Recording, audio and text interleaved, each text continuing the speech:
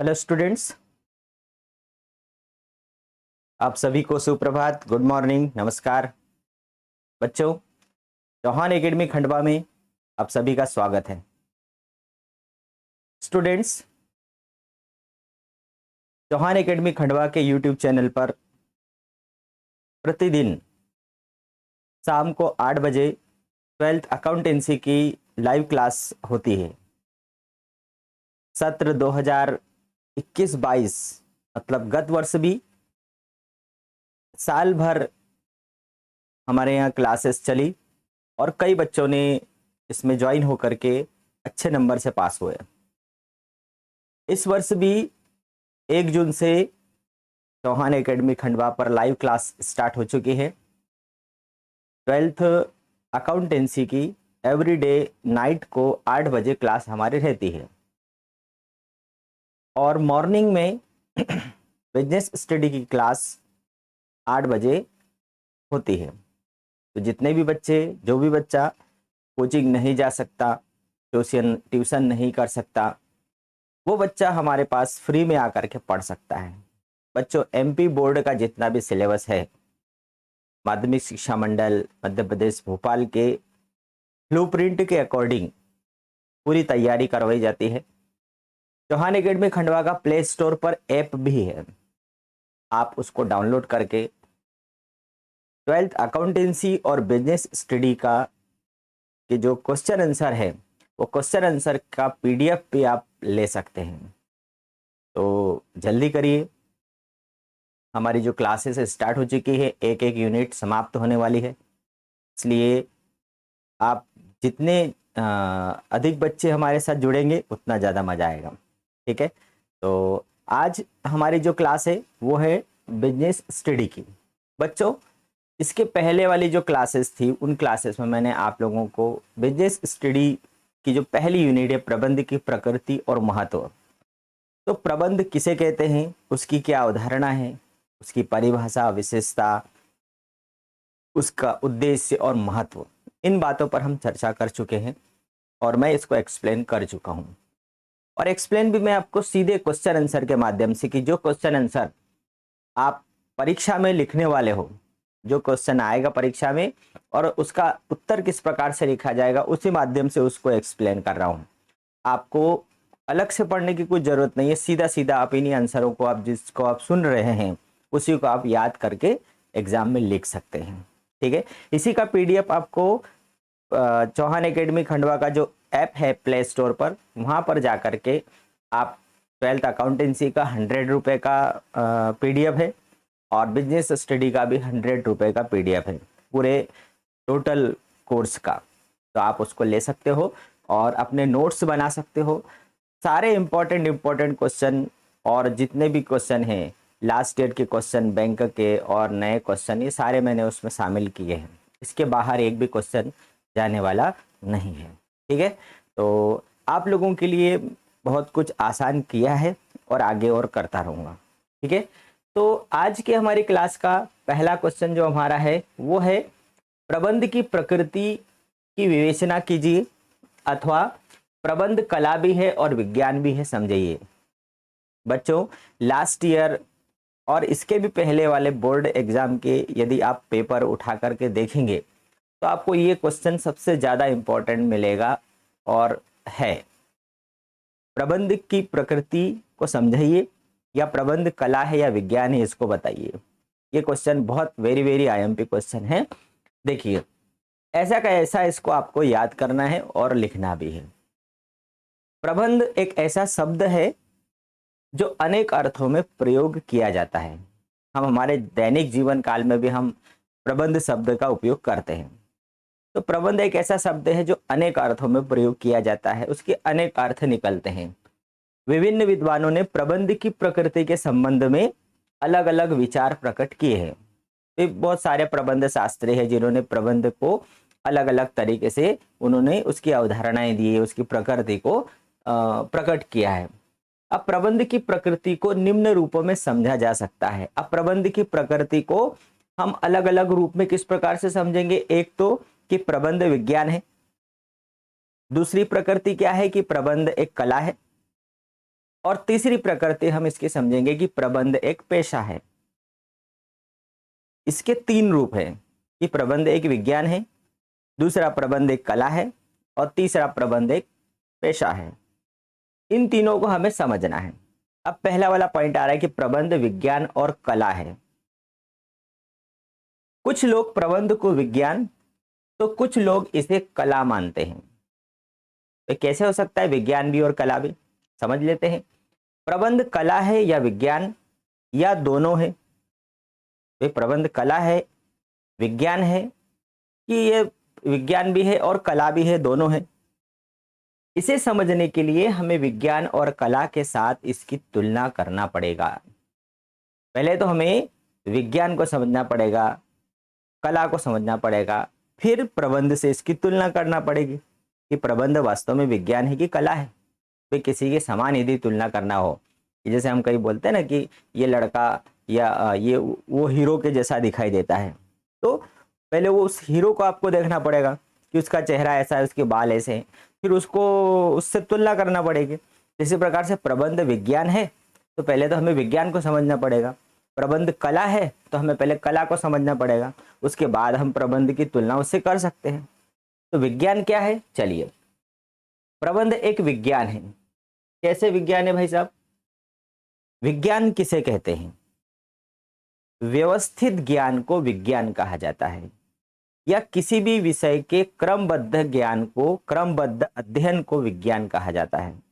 भी विज्ञान मतलब साइंस, साइंस मतलब लॉजिक, तर्क लगाना। विज्ञान क्या करता है? किसी भी विषय का क्रमबद्ध अध्ययन करता है। व्यवस्थित, उसका जो ज्ञान है वो कैसा होता है? व्यवस्थित होता है, प्रयोगों और सिद्धांतों पर आधारित होता है, कारण और परिणाम पर आधारित होता है। ये सारी बातें किस में आती है? विज्ञान में आती है। जिसे हमने जो गुरुत्वाकर्षण का सिद्धांत हमें मालूम है, तो गुरुत्वाकर्षण का सिद्धांत कैसे आया? न्यूटन एक पेड़ के नीचे सो रहे थे, अचानक पेड़ पर से फल नीचे गिरा, तो उनके दिमाग में लाइट चमका, मतलब उनको ज्ञान हुआ, उन्होंने एक सोचा कि पेड़ पर से जो फल है वो नीचे क्यों आया, ऊपर क्यों नहीं गया? यही तो जिज्ञासा होती है। ये पेड़ पर से जो फल है वो नीचे आया, तो नीचे क्यों आया? ऊपर भी तो जा सकता है, ऊपर क्यों नहीं गया? नीचे क्यों आया? तो नीचे आया, इसका मतलब क्या कारण है? पहला प्रश्न, कारण। और उस क्या कारण है, उस कारण का जब हमने आंसर ढूंढा तो उसका परिणाम निकला। क्या परिणाम निकला? कि पृथ्वी के अंदर एक ऐसी शक्ति है जो हर एक वस्तु को अपनी ओर खींचती है, और वही गुरुत्वाकर्षण का बल है। बस उसी में से सिद्धांत प्रकट हो गया, गुरुत्वाकर्षण का सिद्धांत। तो कारण और परिणाम पर आधारित होता है, प्रयोगों और सिद्धांतों पर आधारित होता है, व्यवस्थित ज्ञान होता है, क्रमबद्ध अध्ययन किया जाता है, इसे विज्ञान कहते हैं। तो क्या प्रबंध भी एक विज्ञान है? अब यदि हम विज्ञान से उसकी तुलना करें प्रबंध की, तो सबसे पहला तो प्रबंध का जो अध्ययन है व्यवस्थित तरीके से किया जाता है, बिल्कुल किया जाता है। प्रबंध का अध्ययन क्रमबद्ध तरीके से किया जाता है, बिल्कुल किया जाता है। प्रबंध जिस प्रकार से विज्ञान प्रयोग और सिद्धांतों पर आधारित है, उसी प्रकार से प्रबंध के भी सिद्धांत हैं, जिसमें जो सिद्धांत प्रयोग पहले प्रयोग किए गए, फिर उसमें से सिद्धांत प्रकट हुए। इसके आने वाले जो चैप्टर है, इसके आगे का जो चैप्टर, उसमें हम प्रबंध के सिद्धांतों के बारे में पढ़ेंगे। उसमें हेनरी फ्योल और एफ.डब्ल्यू. टेलर, ये दोनों प्रबंध शास्त्रियों ने, ये खुद प्रबंधक रहे और अपने जीवन काल में प्रबंधक के रूप में काम करते हुए इन्होंने पहले प्रयोग किए, और उन प्रयोगों के आधार पर, अनुभवों के आधार पर इन्होंने सिद्धांत बनाए प्रबंध के। इसका मतलब प्रबंध के जो सिद्धांत हैं वो भी प्रयोगों पर आधारित है, कारण और परिणाम पर आधारित है, और इसलिए प्रबंध भी क्या है? एक विज्ञान है। लेकिन जिस प्रकार से प्राकृतिक विज्ञान 100% विज्ञान है, जैसे हम गुरुत्वाकर्षण का जो सिद्धांत बोलते हैं वो 100% सिद्धांत है, क्यों? क्योंकि वो पूरी दुनिया में एक जैसा लागू होता है। ऐसा नहीं कि इंडिया में ऊपर से नीचे फल आता है तो अमेरिका में कम आता होगा, ज़्यादा आता होगा, ऐसा नहीं है। वो पूरी दुनिया में पृथ्वी पर गुरुत्वाकर्षण बल एक जैसा नियम लागू होता है, मतलब वो 100% साइंस है। लेकिन प्रबंध एक विज्ञान है, लेकिन वो 100% नहीं है। वो परिस्थिति, काल, स्थिति के आधार पर बदलते जाता है। जैसे देश, भारत है, अमेरिका है, चीन है, जापान है, तो जो स्थान के आधार पर, वहाँ के लोगों की आवश्यकताओं के आधार पर उनमें थोड़ा बहुत चेंजेस होता रहता है, थोड़ा बहुत। और इसीलिए हम इसको 100% साइंस ही नहीं बोलेंगे। साइंस है, प्रबंध एक विज्ञान है, लेकिन 100% विज्ञान नहीं है। ठीक है, जैसे हम बोलते हैं कि H2O है ना, ये पानी का सिद्धांत है। हाइड्रोजन ऑक्सीजन के जो अणु परमाणुओं को हम मिलाएंगे तो पानी बनता है, तो उतनी ही मात्रा मिलाते जाएंगे तो उसमें पानी बनता जाएगा। लेकिन प्रबंध के सिद्धांतों में हम वो वही का वही नियम फॉलो नहीं कर सकते। उतनी ही मात्रा मिलाते मिलाते जाएंगे तो वो उस पर एज इट इज लागू नहीं होता, उसमें बदल जाता है। इसलिए प्रबंध एक विज्ञान है, क्योंकि इसमें व्यवस्थित अध्ययन किया जाता है। ये ज्ञान व्यवस्थित ज्ञान है, क्रमबद्ध अध्ययन किया जाता है, कारण और परिणाम पर आधारित है, और इसके सिद्धांत भी है।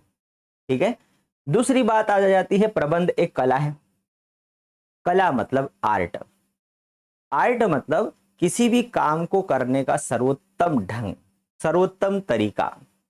भाई 4 लड़के खड़े हैं, चारों को एक ही काम दिया गया करने को, उसमें से जो सबसे सर्वोत्तम तरीके से करेगा वो कला है। भाई यदि हम स्कूल में देखते हैं, हमें कोई पेंटिंग या चित्र बनाने का कार्य दिया जाता है, तो कि भाई चलिए आप एक पिक्चर बनाइए कोई सा भी एनिमल का, है ना, तो कोई घोड़ा बनाने जाएगा तो गधा बना देगा, है ना। तो हर एक व्यक्ति कोई पिक्चर नहीं बना सकता, वो क्या है, कला है, हाथ की सफाई है वो। हम बनाने जाएंगे तो कुछ और बन जाएगा। हम यदि सर्कल ही बनाने जाएंगे तो सर्कल की जगह कुछ और बन जाएगा। तो ये कला होती है। कला मतलब आर्ट, मतलब किसी भी कार्य को करने का सर्वोत्तम ढंग, वो होता है कला। तो प्रबंध क्या कला है? कला है, क्योंकि प्रबंध क्या है, प्रबंध दूसरों से कार्य कराना, ये प्रबंध है। और दूसरों से कार्य कराना कितना कठिन होता है।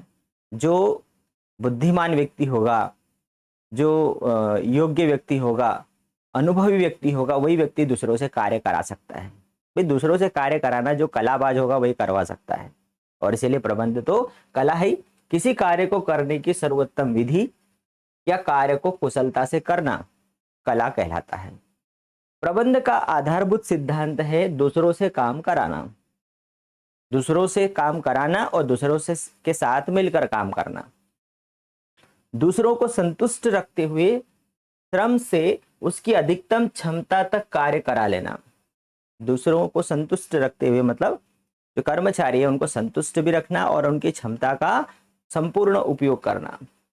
ये कुशल प्रबंधक का ही काम है। एक कुशल प्रबंधक ही काम करा सकता है।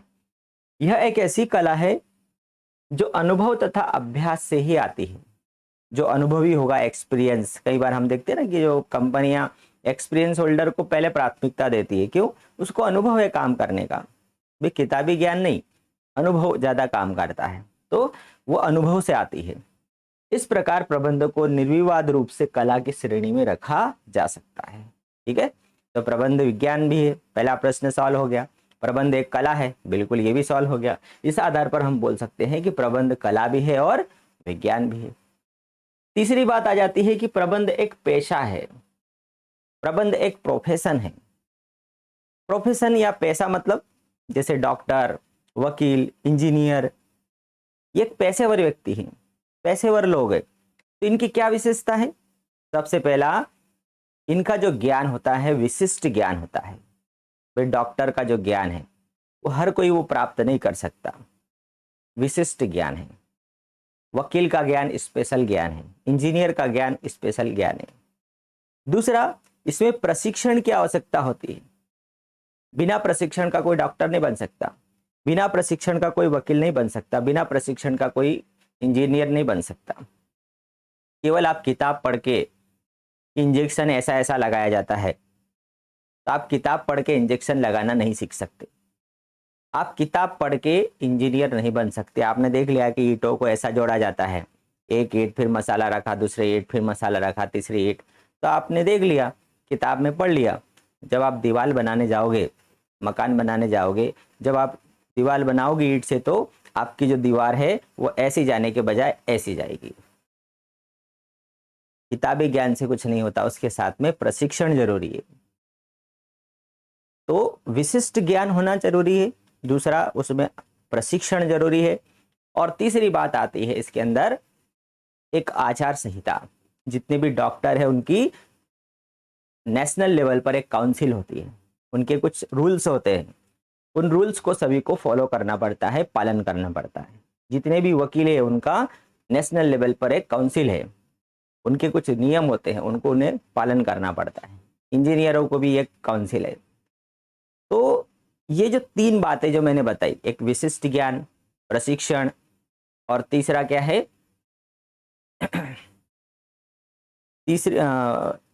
पहला विशिष्ट ज्ञान, दूसरा प्रशिक्षण होना जरूरी है, और तीसरा एक आचार संहिता है, नियम कानून है। ये तीनों बातें यदि प्रबंध के अंदर आती होगी तो प्रबंध भी एक पेशा है। विशिष्ट ज्ञान पे आज की परिस्थिति में देखें तो प्रबंध भी एक प्रोफेशन है। IIM, MBA, आज मैनेजमेंट में कोर्स होते हैं प्रबंध के अंदर, जैसे IIT होता है ना, उसी प्रकार से IIM भी होता है, मैनेजमेंट में कोर्स होते हैं। तो एक प्रोफेशन है ये। तो पहला सवाल क्लियर हो गया कि प्रबंध एक पेशा है। दूसरा प्रशिक्षण, बिना प्रशिक्षण के तो आप कंपनी सेक्रेटरी बन ही नहीं सकते। बिना जो आपको प्रशिक्षण लेना ही पड़ेगा, केवल किताबी ज्ञान से आप प्रबंधक नहीं बन सकते, आपको प्रशिक्षण लेना पड़ेगा। तीसरी बात, जितने भी इसके जो आचार संहिता है इंडियन लेवल पर, जितने भी प्रबंधक है उनके लिए भी नियम कानून है। तो इस आधार पर हम बोल सकते हैं कि आधुनिक प्रबंध विद्वानों का मत है कि प्रबंध एक पेशा है, तथा उसी रूप में इसका धीरे धीरे विकास होता जा रहा है। विकास होते जा रहा है क्या? विकास हो गया है। प्रबंध एक पैसा है या नहीं, इस बात का निर्णय करने के लिए हमें प्रबंध की तुलना पैसे से करनी होगी। अभी मैंने करी, पैसे के लिए तकनीकी ज्ञान और प्रशिक्षण की आवश्यकता है। उसी प्रकार प्रबंध का अध्ययन प्रबंधकीय शिक्षण संस्थाओं के माध्यम से कराया जाता है, वो भी है। इसके सदस्यों को उसके द्वारा बनाई गई सामान्य आचार संहिता का पालन करना पड़ता है। तीनों बातें आ गई इसमें। तो इस आधार पर हम प्रबंध की जो प्रकृति है, प्रबंध का जो नेचर है, उसको हम समझ सकते हैं कि प्रबंध एक विज्ञान भी है, प्रबंध एक कला भी है, और प्रबंध एक पेशा भी है। ठीक है।